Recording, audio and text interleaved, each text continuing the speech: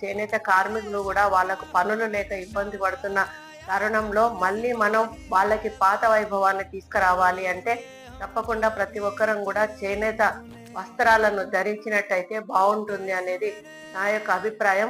ఈ కార్యక్రమాన్ని మరి ఈ హైదరాబాద్ స్పోర్ట్స్ అండ్ ఈవెంట్ వాళ్ళు తీసుకోవడం చాలా హ్యాపీగా ఉంది.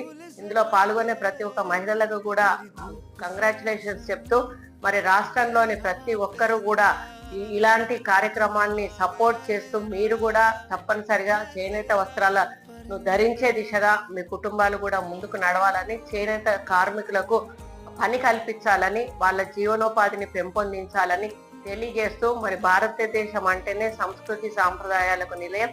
దాంట్లో చీరకట్టు అనేది ఒక అందాన్ని ఇస్తుంది. ప్రతి దేశంలో కూడా మన చీరకట్టును పొగుడుతా ఉంటారు. కాబట్టి చేనేత చీరలు ధరిద్దాం, చేనేత కార్మికులను ప్రోత్సహిద్దాం. Thank you.